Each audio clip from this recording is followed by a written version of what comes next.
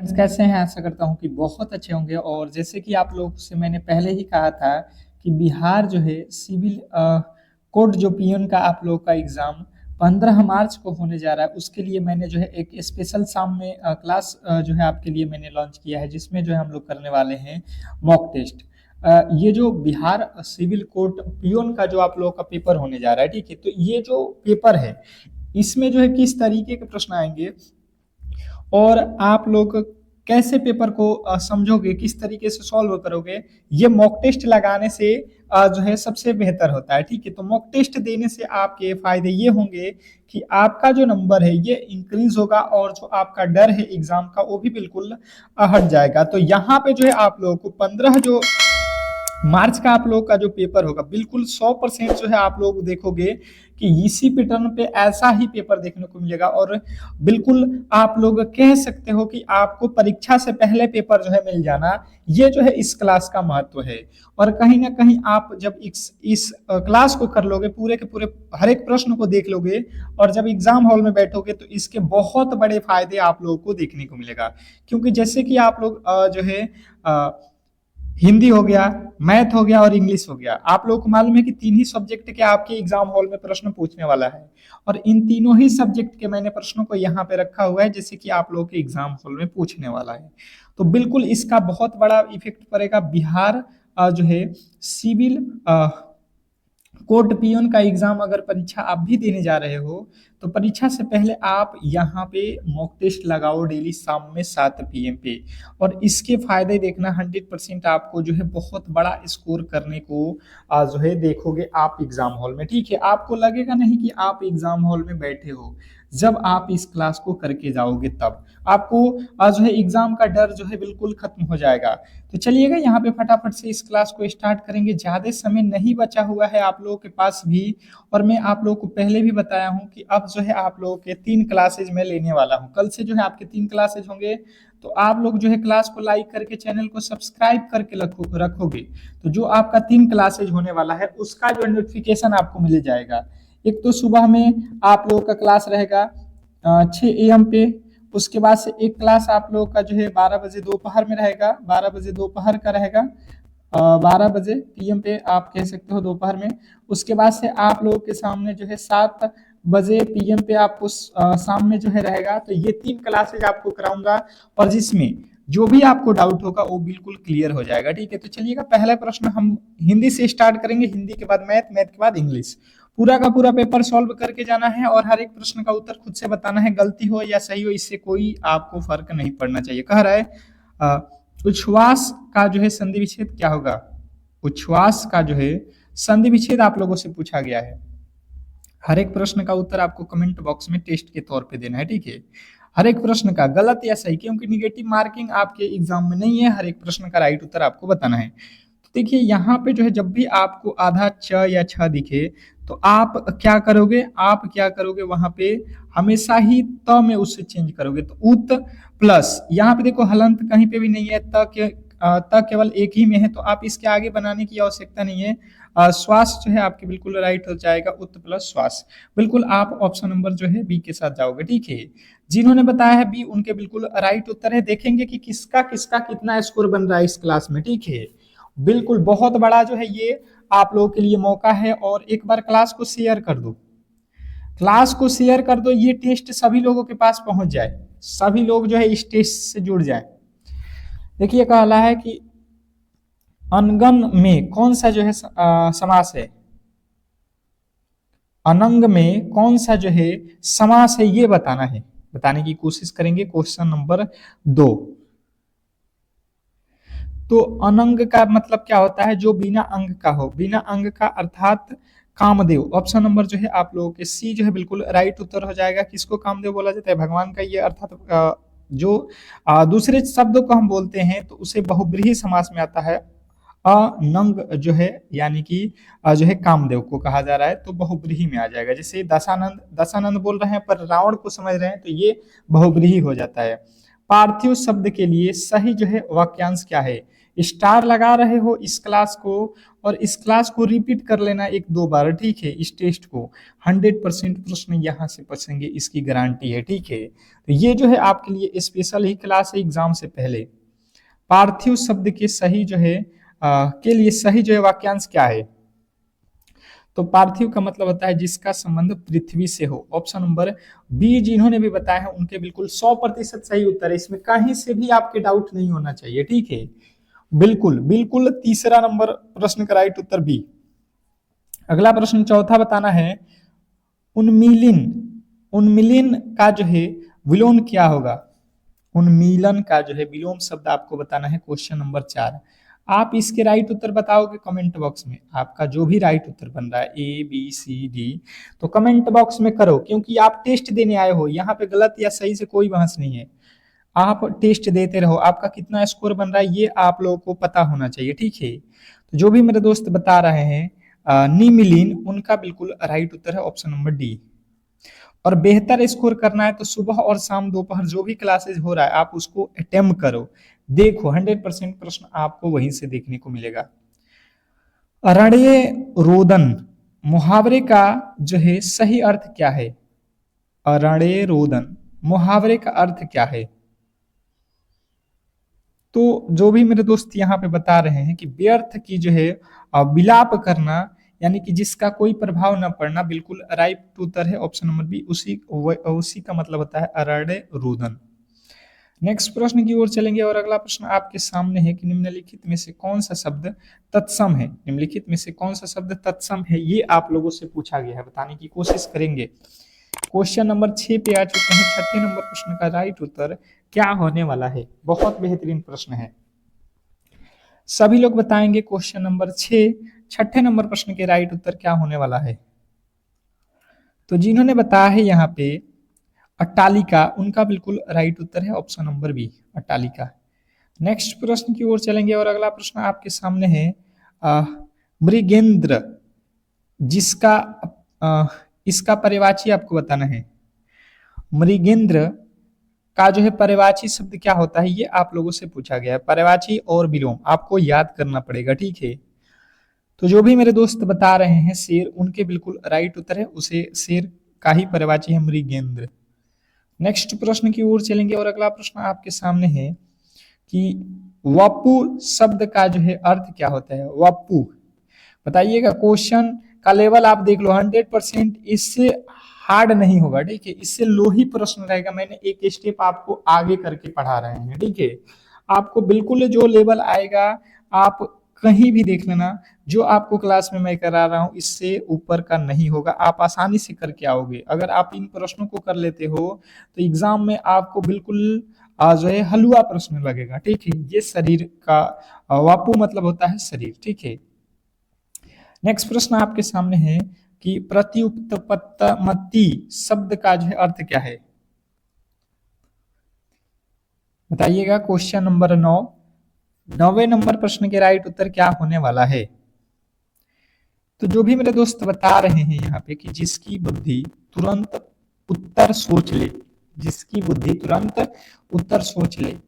Next प्रश्न की ओर चलेंगे और अगला प्रश्न है कि अन्वय का जो है सही संधि विच्छेद क्या होगा। अन्वय का सही जो है संधि विच्छेद आप लोगों को बताना है। क्वेश्चन नंबर 10 पे आ चुके हैं। सभी लोग एक बार, जो भी मेरे दोस्त क्लास को यार लाइक नहीं किए हो तो कम से कम लाइक कर दो, और चैनल को सब्सक्राइब नहीं किए हो तो सब्सक्राइब कर लो, ठीक है। क्योंकि क्लासेज आपको सुबह शाम दोपहर तीनों टाइम में क्लास ले रहा हूँ, वो भी बिल्कुल फ्री में, तो इसका सपोर्ट और इसका लाभ आप उठाओ। तो जो भी मेरे दोस्त यहाँ पे देखो आधा न है, तो आधा न कभी भी नु में चेंज होगा। आप देख लो नु पे कहाँ पे है, तो अनु प्लस आई, अनु प्लस आई। ऑप्शन नंबर सी वाले बिल्कुल राइट उत्तर के साथ है। कभी भी आधा ना दिखे तो आपको नु में उसको चेंज करना है, तो आप सही उत्तर के साथ चले जाओगे। नेक्स्ट प्रश्न की ओर चलेंगे और अगला प्रश्न है कौमुद्री किसका पर्यायवाची है। स्टार लगा लो प्रश्न में, बहुत इंपॉर्टेंट है। कुमुदनी किसका पर्यायवाची है, बताएंगे सभी लोग। क्वेश्चन नंबर हम 11 पे आ चुके हैं और 11वें नंबर प्रश्न के राइट उत्तर जो भी मेरे दोस्त बता रहे हैं, चांदनी का ऑप्शन नंबर ए आप लोगों का बिल्कुल राइट उत्तर है। नेक्स्ट प्रश्न की ओर चलेंगे और अगला प्रश्न आपके सामने है, विशिष्ट का जो है शुद्ध विलोम क्या होगा? विशिष्ट का जो है शुद्ध विलोम, यानी कि विशिष्ट का विलोम आप सब लोगों से पूछ रहा है, बताने की कोशिश करेंगे। विशिष्ट का विलोम क्या लगता है आपको? फटाफट से आप राइट उत्तर बताने की कोशिश करेंगे। तो जिन्होंने बताया है सामान्य, विशिष्ट का क्या होता है? सामान्य। ऑप्शन नंबर सी जो है आप लोगों के राइट उत्तर है। नेक्स्ट प्रश्न की ओर चलेंगे और अगला प्रश्न आपके सामने है, फटाफट से आपके राइट उत्तर आने चाहिए। कुपमंडूक होना का अर्थ क्या होता है? कुपमंडूक होना ये मुहावरा है, इसका अर्थ जो है आप लोगों को बताना है कि क्या होता है। क्वेश्चन नंबर 13,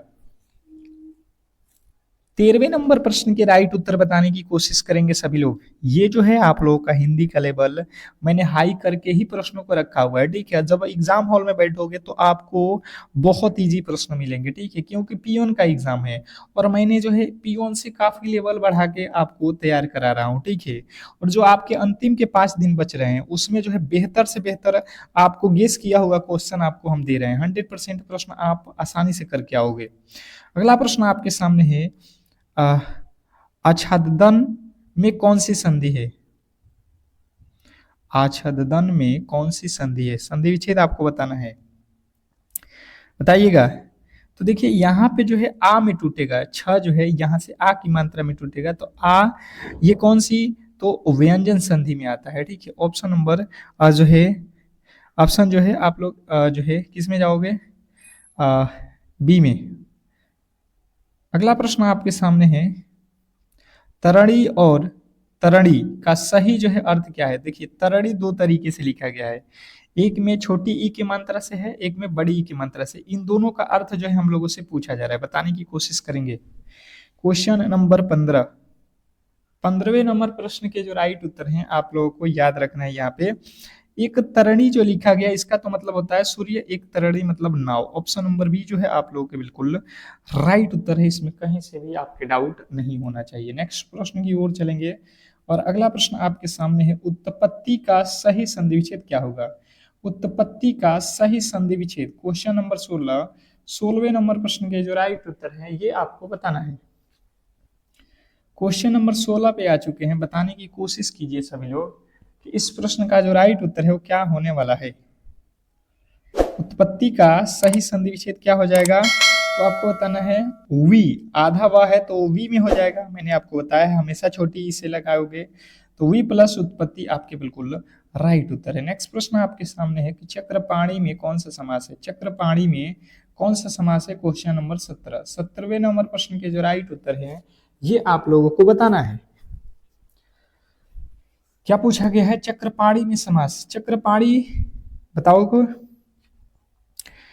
चक्र है पाणी या हाथ में जिसके, अर्थात किसके हाथ में होता है? विष्णु जी के, यानी कि ये बहुब्रीहि समास हो जाएगा। ये विष्णु जी का बात कहा जा रहा है चक्रपाणी।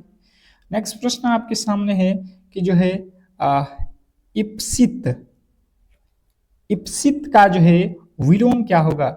जितने भी मैं प्रश्न करा रहा हूं अगर आप इसको एक एक बार सनसनी नजरों से भी देखकर एग्जाम हॉल में जाओगे तो बहुत बड़ा जो है इफेक्ट पड़ेगा और आप आसानी से एग्जाम को क्रैक कर लोगे।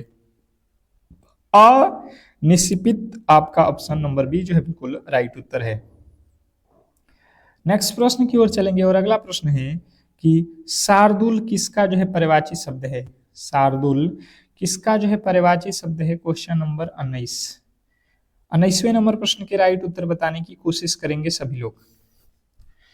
क्वेश्चन नंबर 19 की बात की जाए तो जिन्होंने बताया है सिंह, शेर, उनके बिल्कुल राइट उत्तर है option number B, Shardul Singh को कहा जाता है। नेक्स्ट प्रश्न की ओर चलेंगे और अगला प्रश्न आपके सामने है, जो इंद्रियों द्वारा न जाना जा सके उसके लिए एक शब्द, जो इंद्रियों द्वारा न जाना जा सके उसके लिए एक शब्द। क्वेश्चन नंबर 20, 20वें नंबर प्रश्न के जो राइट उत्तर है ये आप लोगों को बताना है, बताने की कोशिश करेंगे। क्वेश्चन नंबर 20, 20वें नंबर प्रश्न के राइट उत्तर जिन्होंने बताया है अगोचर या अति इंद्रिय, ये दोनों के दोनों सही हैं, ए और बी दोनों ही सही है आपके बिल्कुल राइट उत्तर। नेक्स्ट प्रश्न आपके सामने है कि जो है सूची और सूची शब्द में आपका सही अर्थ क्या होता है? सूची और सूची जो लिखा गया है देखिएगा, एक तालाबी स से लिखा गया है और एक दंत स से। तो इसके सही अर्थ जो है हम लोगों से पूछा जा रहा है।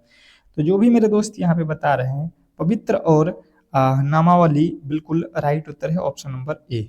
नेक्स्ट प्रश्न की ओर चलेंगे और अगला प्रश्न आपके सामने है कि जो है वज्रा युद्ध, वज्रा युद्ध का युद्ध में कौन सा समास है, वज्रा युद्ध में कौन सा समास है बताने की कोशिश करेंगे, क्वेश्चन नंबर 22।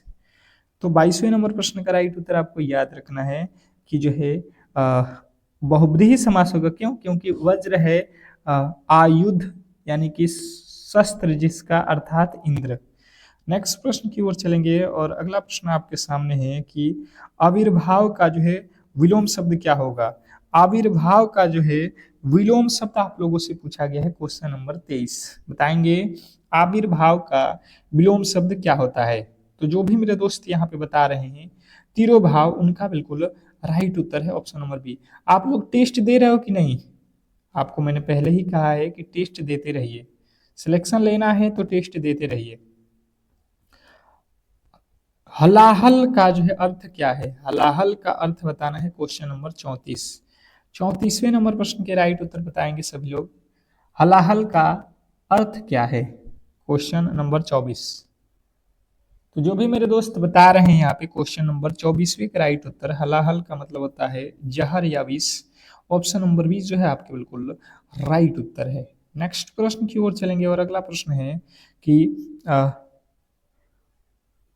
उच्छृंखल की शुद्ध वर्तनी जो है आपको बताना है या संधि विच्छेद, बताइएगा। वर्तनी और जो है आप लोग को संधि विच्छेद करना है यहाँ पे। Question number 25। तो जब भी मैंने कहा आधा च आए तो आपको त में चेंज करना है, तो वो भी त किस में, तो आप लोगों को देख लो यहाँ पे त में हलंत होना चाहिए, यहाँ पे भी है। तो ये वाला गलत, श्रृंखला श्रृंखला लिख दिया है इसलिए ये गलत। श्रृंखला का सही रूप है ऑप्शन नंबर बी है, ठीक है। नेक्स्ट प्रश्न आपके सामने है, कह रहा है कि अधजल गगरी छलकत जाए लोकोक्ति का सही अर्थ क्या है। बहुत ज्यादा महत्वपूर्ण ये आपके लिए प्रश्न है, अधगर गगरी छलकत जाए।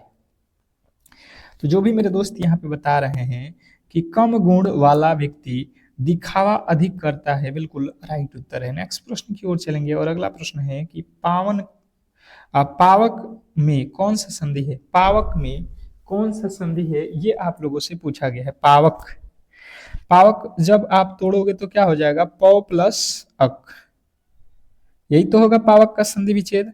तो यहाँ पे कौन सी संधि लग रहा है, आप देख लो कौन सी संधि लग रहा है। आप कहोगे ये अयादी संधि है, अयादी संधि है। यहाँ पे व और य जब भी बनता है तो ये अयादी संधि से ही बनता है। अगला प्रश्न आपके सामने है अस्थावर का विलोम शब्द, ये बहुत इंपॉर्टेंट है। अस्थावर का विलोम शब्द 100% ये आएगा आप लोगों के एग्जाम में। तो जंगम आप लोगों को याद रखना है, ऑप्शन नंबर बी जो है आपके बिल्कुल राइट उत्तर है। नेक्स्ट प्रश्न की ओर चलेंगे और अगला प्रश्न आपके सामने है कि मृगनयनी में कौन सा समास है, मृगनयनी में कौन सा समास है बताएंगे, क्वेश्चन नंबर 29। 29वें नंबर प्रश्न के राइट उत्तर बताने की कोशिश करेंगे, मृगनयनी में कौन सा समास है। तो मृगनयनी आप लोगों को बताना है कर्मधारय। क्यों? क्योंकि मृग के समान नयन वाली, इसको के समान है जो जब भी आएगा आप समास विग्रह करोगे तो कर्मधारय समास होगा। नेक्स्ट प्रश्न की ओर चलेंगे और अगला प्रश्न आपके सामने है कि अज का अर्थ बकरा होता है तो अजा का अर्थ क्या होगा। अज का अर्थ बकरा होता है तो अजा का अर्थ क्या होगा, क्वेश्चन नंबर 30। तो देखिए अज का अर्थ बकरा होता है तो अजा का हो जाएगा बकरी। सिंपल से आप लॉजिक के साथ यहाँ पे ऑप्शन नंबर बी लगा दोगे।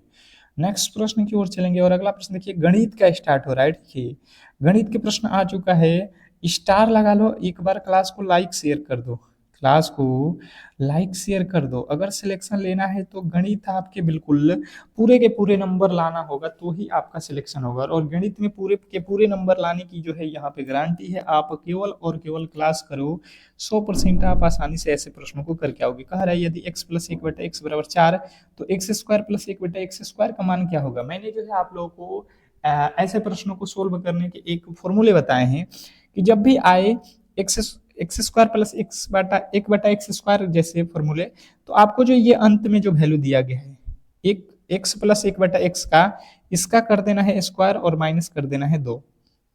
ये होता है 4 चौका 16, 16 में से आपको कितना माइनस करना है 2।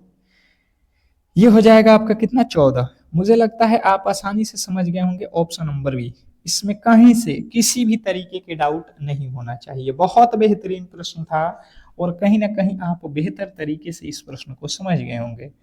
नेक्स्ट प्रश्न की ओर चलेंगे और अगला प्रश्न आपके सामने है कि एक आयत की लंबाई में 20% की वृद्धि और चौड़ाई में 10% की कमी की जाती है तो क्षेत्रफल पर क्या प्रभाव पड़ेगा, यही आप लोगों को बताना है।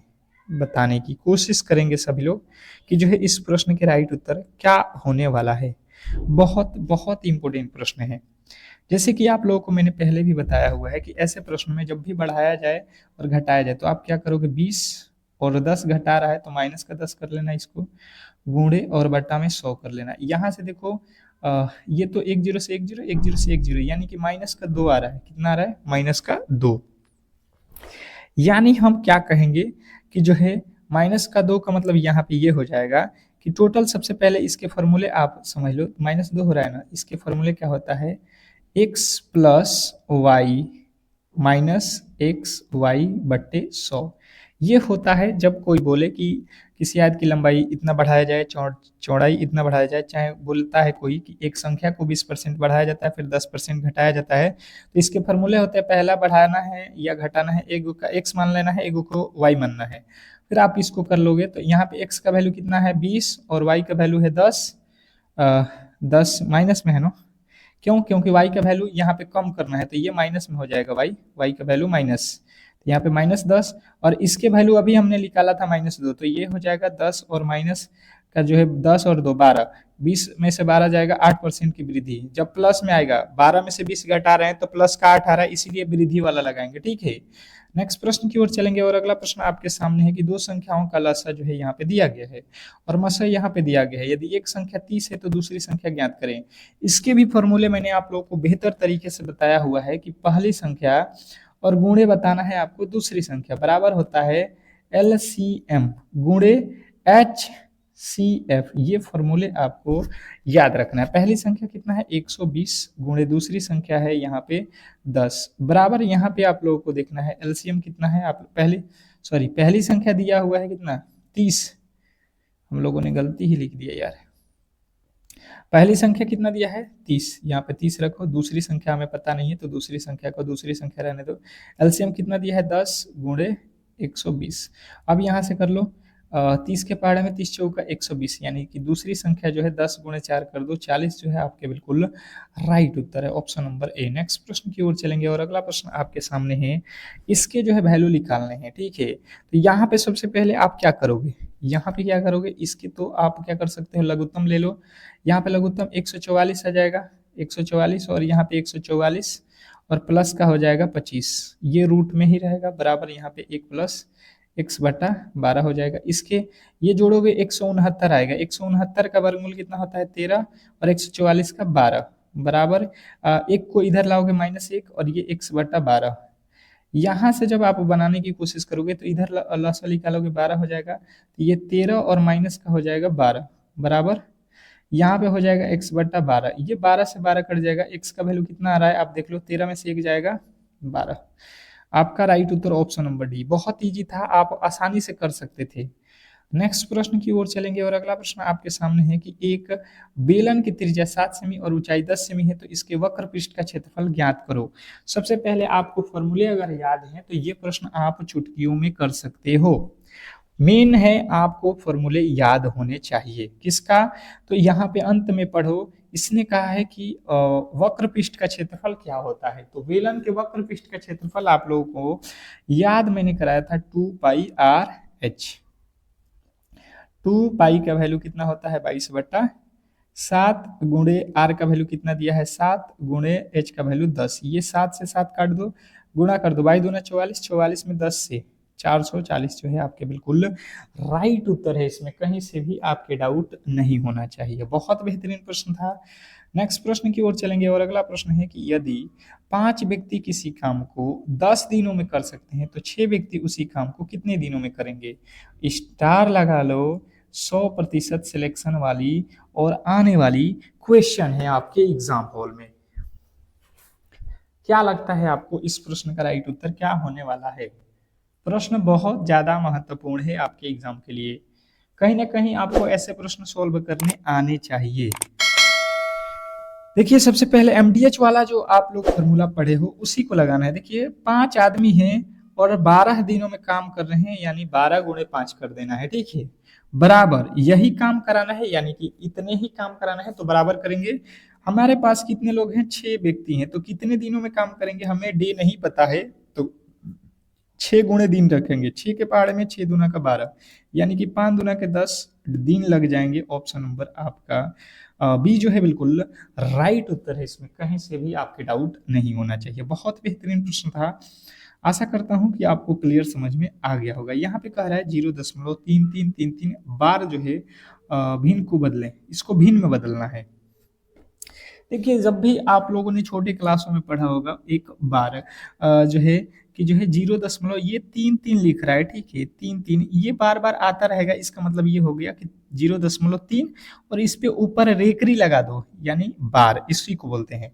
मतलब 3 बार बार जो है आ रहा है, तो इसको जो है सॉल्व करते हो तो आप क्या लिखते हो? 3, और जितने अंकों पर रेकरी है उसके बदले उतने 9, यानी कि 3/9। ये कट जाएगा कितने मर्त में? 3 एकम में 3, 3 3 9। ऑप्शन नंबर ए वाला बिल्कुल राइट उत्तर है। इजी था, आप थोड़े से बेहतर तरीके से समझने की कोशिश किए होंगे तो आप इस प्रश्न को समझ गए होंगे। प्रश्न आप लोगों को इजी ही देगा, थोड़े से आप लोगों को बेहतर तरीके से जो है सॉल्व करने की कोशिश करना है। जैसे कि आपको मैं यहाँ पे करा रहा हूँ, एक त्रिभुज के कोणों का जो है अनुपात यहाँ पे दिया गया है। इसके सबसे बड़े कोण का मान हमें पता करना है। तो देखिए सबसे पहले त्रिभुज के तीनों कोणों का जो है मान आपको पता होना चाहिए। हमारे पास मान तो दिया नहीं है, अनुपात में दिया है, तो हमें इसको मानना पड़ेगा। हम मान लेते हैं कि पहला कोण है 2x, दूसरा कोण है 3x और तीसरा कोण है 5x। तीनों ही कोणों का योग होता है, आप लोगों को याद रखना, 180। हम जब जोड़ेंगे तो 5 3 8, 8 2 10, 10x बराबर ये 180, यहाँ से कट जाएगा x का वैल्यू 18। इसने कहा क्या है कि सबसे बड़ा कोण बताओ। सबसे बड़ा कोण, सबसे बड़ा 2 होगा, 3 होगा या 5 होगा? आप कहोगे 5 होगा, तो 5 और x का वैल्यू यहाँ पे 18 है, तो 18 5 90 जो है आप लोगों को बिल्कुल राइट उत्तर है। इसमें कहीं से भी आपको गलती नहीं करना है। नेक्स्ट प्रश्न की ओर चलेंगे और अगला प्रश्न आपके सामने है कि 8000 की राशि पर 5% वार्षिक दर से 3 वर्षों का जो है साधारण ब्याज क्या होगा? 8000 की राशि पर 5% वार्षिक ब्याज की दर से 3 वर्षों का साधारण ब्याज पूछ लिया है। आपको फॉर्मूले मैंने बताया था साधारण ब्याज का कि एसआई बराबर क्या होता है? मूलधन, मूलधन कितना है? 8000 मूलधन गुणे समय गुणे दर बटे 100। ये 2 जीरो से ये 2 जीरो काट दो, 3 5 15, 15 8 120। 1200 रुपये का जो है यहाँ पे आप लोग ब्याज के रूप में मिलने वाला है या देने वाली हो। बिल्कुल राइट उत्तर ऑप्शन नंबर बी। नेक्स्ट प्रश्न आपके सामने है, कह रहा है कि किसी वस्तु को 450 रुपये में बेचने पर 10% की हानि होती है। 10% लाभ कमाने के लिए उसे कितने में बेचना चाहिए, ये हम लोगों से पूछा गया है। बताने की कोशिश कीजिए सभी लोग। सबसे पहले लाभ और हानि के केस में आपको समझना पड़ेगा कि अगर 100 रुपया का सामान आप खरीदे हो और 90 में बेच रहे हो, यानी कि आपको क्या होगा? 10% का हानि हो जाएगा। 100 रुपये का सामान आपने 90 में ही बेच दिया तो हानि होगा। और अगर 100 रुपये का सामान है और 110 रुपये में बेचोगे तो आपको 10 रुपये का प्रॉफिट हो जाएगा। तो ये जो है आपको क्लियर समझ में आ गया होगा। वही यहाँ पे लगाना है। 450 रुपये का सामान जो है हम लोगों ने बेचा है तो हमें हानि हुआ है कितने का? 10% का, यानी कि 100 वाला सामान हमने 90 में बेच दिया है। अब कह रहे 10% का लाभ कमाना है, यानी कि 100 वाला सामान जो है हमें कितने में बेचना है? 110 में। ये जो है 100 से 100 कट जाएगा, 9 5 45 हो जाएगा। 5 से 110 में गुणा कर दो, 11 5 55 जो है आपके बिल्कुल राइट उत्तर है। नेक्स्ट प्रश्न आपके सामने है, कह रहा है कि इसमें जो है सबसे छोटी भिन्न ज्ञात करो। सबसे छोटी भिन्न या सबसे बड़ी भिन्न पूछे तो आपको करना कुछ नहीं, आप सबसे पहले इसमें क्या करो कि बटा के ऊपर 0 लगा दो। बहुत सिंपल तरीके से बना लोगे, बटा के ऊपर 0 लगा दो। ठीक है, हो गया। आप करो यहाँ से 3 के पहाड़े में 3 छक्के 18, 6 मर्द में 5 8 40, 8 3 24, ये 3 मर्द में ही लगेगा। तो अब देखो 6 बड़ा होता है, 8 बड़ा होता है या 3 बड़ा होता है, हमसे पूछा है छोटा ना, तो छोटा कौन होगा, 3 होगा, यानी 3/8। 3/8 जो है हमारा बिल्कुल राइट उत्तर है, इसमें कहीं से भी आपके डाउट नहीं होना चाहिए। नेक्स्ट प्रश्न आपके सामने है, एक वृत्त की परिधि 44 सेमी है, तो इसका व्यास क्या होगा। एक वृत्त की जो है परिधि दिया गया है, तो उसका व्यास, व्यास समझते हो, त्रिज्या निकाल लोगे तो उसका डबल करोगे तो व्यास निकल जाएगा। सिंपल सा है, आप क्या लिखोगे, वृत्त की परिधि, वृत्त की परिधि दिया हुआ है 44, आप जानते हो वृत्त की परिधि 2πr होता है। यहां से 44 और बराबर 2π का वैल्यू 22/7 गुणे r का वैल्यू कितना दिया है नहीं पता है हमें। ये 22 दूना 44 कट जाएगा, ये यहाँ पे एक मर्द में कटा है, 7 से 1 में गुणा करेंगे, 7 एकम में 7, इधर r बच रहा है, तो r का वैल्यू तो हमें पता चल गया 7, r का वैल्यू हमें पता चल गया 7 है, r बराबर हमें मिल गया 7। हमें निकालना है व्यास यानी d, तो d बराबर होता है 2r, यानी कि 2 गुणे 7, 7 दूने के 14 जो है सेमी आपके बिल्कुल राइट उत्तर है। नेक्स्ट प्रश्न आपके सामने है, कह रहा है कि प्रथम 10 सम संख्याओं का जो है औसत क्या होगा। प्रथम 10 सम संख्याओं का औसत जो है हम लोगों से पूछा गया है, बताने की कोशिश करेंगे सभी लोग। प्रथम 10 सम संख्या, तो सम संख्याओं का जो औसत होता है आप लोगों को सीधा सीधी याद रखना है, यहाँ पे कोई यहाँ पे इशू होने वाला नहीं है। इसके लिए मैंने एक फॉर्मूले आप लोगों को बताया था कि जब भी सम संख्या आए, तो जितनी संख्या कह रहा है 10 कह रहा है, तो इसमें 1 जोड़ दो, बस आपका राइट उत्तर मिल जाएगा। कभी भी कितना भी संख्याओं का कहे औसत निकालो, इवन नंबर हो यानी कि सम संख्या हो, तो उसमें +1 कर देना है, नहीं तो आप लिखते रह जाओगे। अगला प्रश्न आपके सामने है कि जो है 25 का स्क्वायर माइनस 15 का स्क्वायर का मान ज्ञात करो। तो 25 का स्क्वायर कितना होता है 625, माइनस 15 का स्क्वायर 225, घटा दो यहाँ से कितना आ जाएगा 400, बिल्कुल आप ऑप्शन नंबर सी के साथ जाओगे। नेक्स्ट प्रश्न आपके सामने है कि एक आयताकार मैदान का परिमाप यहाँ पे दिया गया, इसकी लंबाई इतना है, तो चौड़ाई ज्ञात करो। चौड़ाई जो है आप लोगों को ज्ञात करना है, बिल्कुल आप सिंपल से लॉजिक के साथ जाओगे। आयत का परिमाप हमें दिया गया है 60, आयत का परिमाप होता कितना है 2 इंटू एल, एल का वैल्यू लंबाई दिया गया है 20 और चौड़ाई हमें पता नहीं है।